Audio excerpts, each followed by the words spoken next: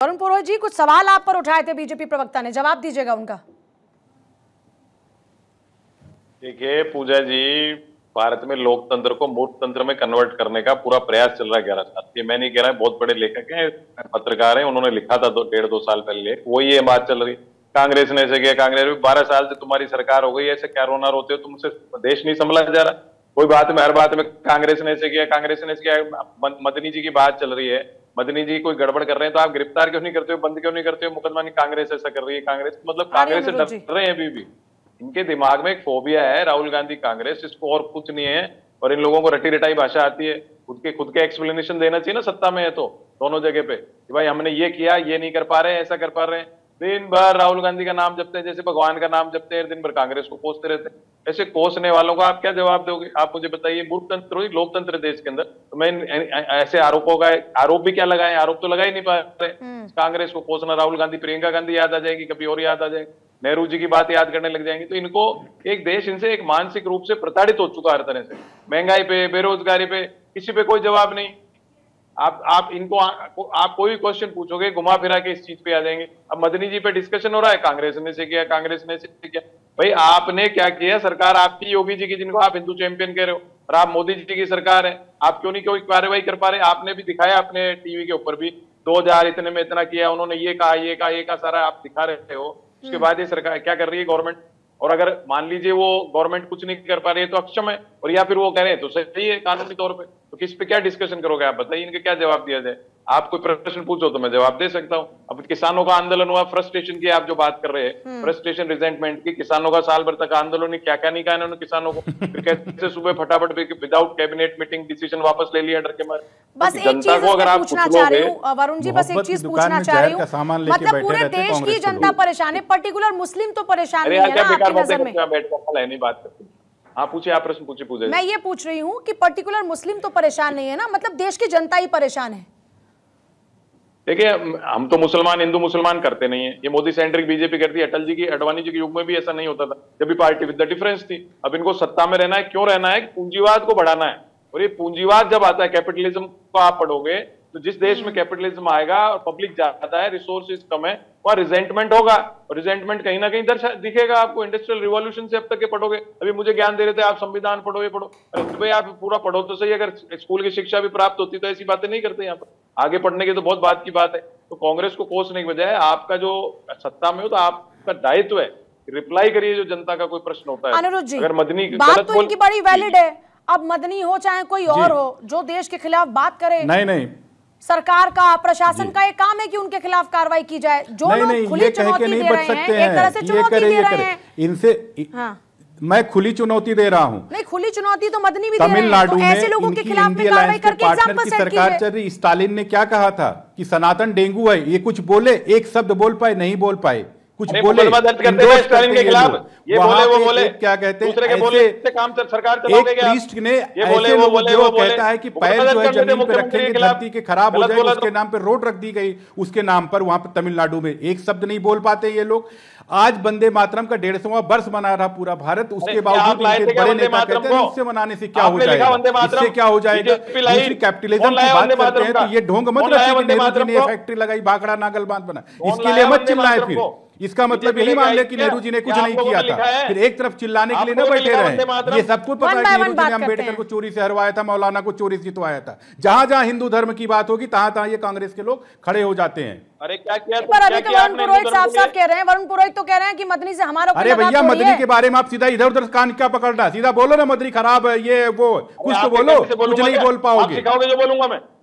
अपनी बात बोलो, ऐसे बोलो। ये मोहब्बत की दुकान में जहर का सामान लेके चलते हो ना, दो जिन्ना को पकड़े हुए, जिन्ना उसके प्रमोट करते रहते हो। देश का बंटवारा नेहरू जी ने इसी आधार पे करवाया था। सरकार आपकी है ना, आप ले लीजिए एक्शन, आप ले लीजिए एक्शन। भाई सरकार आपकी है, उनका एक तो बड़ा वैलिड पॉइंट है ना कि मदनी की इतनी हिम्मत भी कैसे हुई?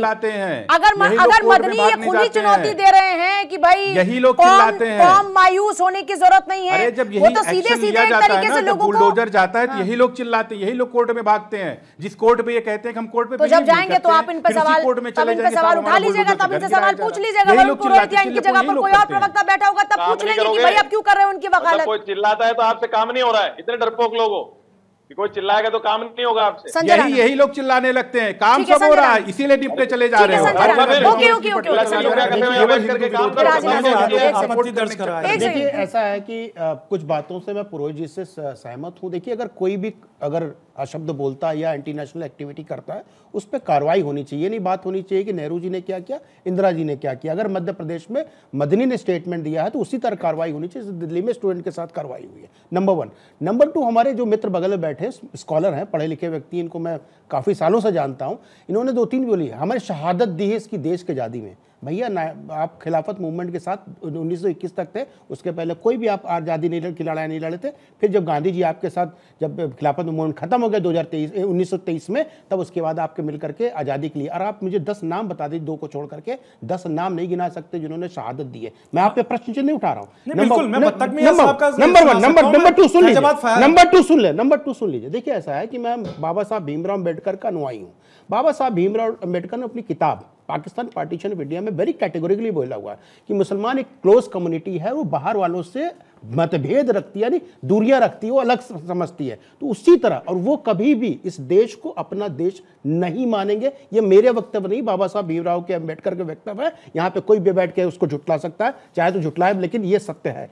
तो समझना ये पड़ेगा कि विचारधारा क्या। जब विचारधारा आपकी इस देश को अपना मानने की नहीं होगी तो इस तरह की वक्तव्य आएंगे। हमारे मित्र वंदे मातरम नहीं बोल पाए, भारत माता की जय नहीं बोल पाए, हमारे मित्र ये भी कंडेम नहीं कर पाए कि मदनी जी जो बोला है वो एंटी नेशनल है, मुसलमानों के खिलाफ है, मुसलमानों के लिए नहीं है। वो अपनी रोटियां जरूर सेक रहे हैं लेकिन मुसलमानों का भला नहीं कर रहे। इस देश में मुसलमान हो, हिंदू हो, सिख है, ईसाई हो, पूजा जी, सबको बढ़िया काम मिल रहा है, सब बढ़िया से काम कर रहे हैं, सब तरक्की कर रहे हैं। लेकिन कुछ लोगों को बहुत तकलीफ है, जिनको प्रिविलेज मिला हुआ था, जो पहले एक तरह से ऑर्डर दिया करते थे, वोट इधर पड़ेगा, वोट उधर पड़ेगा, उनको बड़ी तकलीफ हो रही। चाहे वो जामा मस्जिद वाले हमारे दिल्ली के साहब हो, चाहे मदनी साहब हो जो देवबंदी की बातें करते हैं, या दूसरे साहब हो जो हमारे पड़ोस में बैठे हो या और किसी और पड़ोस में बैठे हो, तो उनको सबको तकलीफ है। बाकी भारत के मुसलमान को कोई तकलीफ नहीं है। ऐसे लोगों पे सख्त कार्रवाई होनी चाहिए और बीजेपी को यहां पे बातें नहीं, काम करके दिखाना चाहिए। मदनी जैसे लोग देश विरोधी हैं कि नहीं? बिल्कुल है, बिल्कुल है, देश विरोधी है, उन पे कोई कार्रवाई तो नहीं कर रहे। हाँ पूजा जी, देखिए सबसे पहले तो मैं अपनी आपत्ति दर्ज करा दूं। जो इन्होंने जूनियर जिन्ना कहा, तो देखिए हम लोगों ने,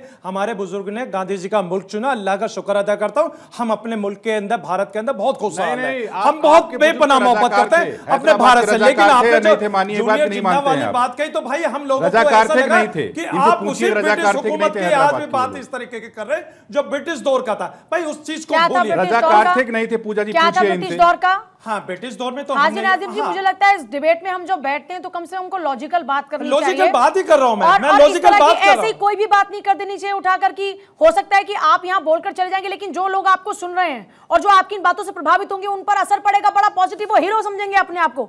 जबकि ये बातें, देश में जगह नहीं है इस तरह की बातों की। मुझे लगता है कि जब आप किसी भी चैनल पे बैठ के बात करते हैं तो बहुत ही जिम्मेदारी के साथ आपको बात रखनी चाहिए। हाँ पूजा जी, अब मैं बार बार अपनी देशभक्ति की बात कर रहा हूँ। क्या मैं देशभक्ति यही तो एक आइडियोलॉजी बन चुकी है देश के अंदर कि नाजिम बैठा हुआ तो नाजिम तुम अपनी देशभक्ति दिखाओ। भाई आप भारत माता की बोलो, आप वंदे मातरम बोलो, इस तरीके की बात करते हैं। ये बता दीजिए मैं भारतीय हूँ, आपके साथ में कोई भी भेदभाव। एक सेकंड सर सुनिए, सांच को आज क्या आपको इस देश में कोई परेशानी है क्या? किसी भी तरह की कोई परेशानी से जूझ रहे हैं क्या इस वक्त? आप कोई तकलीफ है आपको? आपके साथ कोई भेदभाव हो रहा है क्या हाजी नाजिम? हाँ सुन लीजिए पूजा जी, जब मुझे अपने मुल्क के वजीर आजम पे पूरा विश्वास है। अरे सर क्या मेरी बेटी डायलॉग बोलते हैं? मैं जब मुल्क के वजीर आजम ने हम सबकी जिम्मेदारी ले रखी है तो हम लोगों को क्या दिक्कत है? जब डॉक्टर आपसे पूछे हाजी नाजिम बुखार है तो क्या आप क्या ये कहते हैं क्या वजीर आजम हमारे बहुत अच्छे हैं, मुझे बुखार नहीं हो सकता? देखिए जब देश तकलीफ तो बतानी पड़ेगी ना सर। मैं पूछ रही हूँ तकलीफ है या नहीं है, तो आप वजीर आजम करने लग जाते हैं। बात होगी तो हम अपने मुल्क के वजीर आजम का नाम लूंगा, लेकिन जब मेरी तबीयत खराब हो तो मैं डॉक्टर से दवाई पे अपनी तबीयत से बात दे रही है कि बता दीजिए वजीर आजम को कोई तकलीफ अगर है इस देश के मुसलमान को, हाजी नाजिम को। मैं आपको ये मंच दे रही हूँ कि वजीर आजम तो डायरेक्टली नहीं पहुंच पा रहे, तो यहाँ मंच के जरिए बोल दीजिए है कोई परेशानी? देखिए हमें मुल्क के वजीर आजम, सुन लीजिए भाई, हम अपने मुल्क के वजीर आजम माननीय नरेंद्र मोदी से बेपनाह मोहब्बत करते हैं, क्योंकि मोदी जी है तो मुमकिन है देश सुरक्षित हाथों में। नेताओं से नहीं, देश की धरती से प्यार कीजिए, देश से प्यार कीजिए। ये देश हमें सब कुछ देता है, ये सरकारें भी इसी देश की बदौलत मिलती है। इस देश में जो भी सुविधाएं मिलती है वो भी इस देश की बदौलत मिलती है। इस देश को, इस जनता को जो हक मिला वो भी इस देश के खातिर मिलता है। तो सबसे पहला प्यार अपने देश के साथ होना चाहिए। और आज इसी चर्चा को यहीं पर विराम दे रहे हैं। आगे भी और बहुत सारे मुद्दों पर चर्चा होती रहेगी। आप सभी का बहुत शुक्रिया जुड़ने के लिए। नमस्कार।